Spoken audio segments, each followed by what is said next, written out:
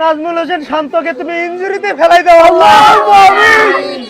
আল্লাহ লিটন দাসকে তুমি ইনজুরিতে ফেলাই দাও আল্লাহ।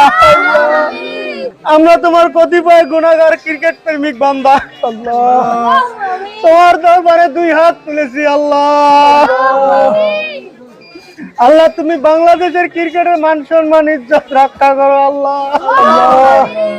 একজন ক্রিকেট প্রেমিক হয়ে কইতো লজ্জা লাগে, কিন্তু তুমি তো দেখছো আল্লাহ, তারপরও কই আল্লাহ তোমার কথাটা। আমেরিকার সাথে আমার বাংলাদেশ 5 উইকেটে আছে আল্লাহ। আল্লাহ লজ্জার বিষয় আল্লাহ। আল্লাহ এইসব ক্রিকেটের হাত থেকে আমাদের বাংলাদেশকে রক্ষা করো আল্লাহ।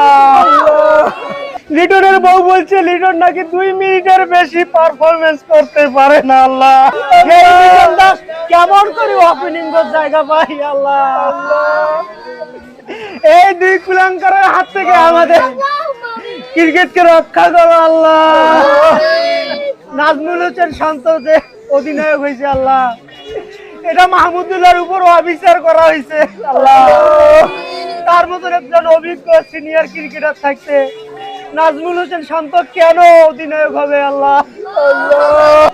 আল্লাহ যারা পারফরমেন্স করতে পারতেছে না, বিশেষ করে লিটন দাস আর নাজমুল হোসেন শান্ত, সৌম্য সরকার ইনজুরি ফেলে পারেন, সমস্যা নাই, কি আল্লাহ কবুল করে আল্লাহ। আল্লাহ আমিন। আল্লাহ এদের জায়গায় যেন মেহেদী হাসান মিরাজের মতো অন্য কেউ অভিজ্ঞ ক্রিকেটাররা জায়গা পায় আল্লাহ। আল্লাহ আমরা বিশ্বাস করি আল্লাহ।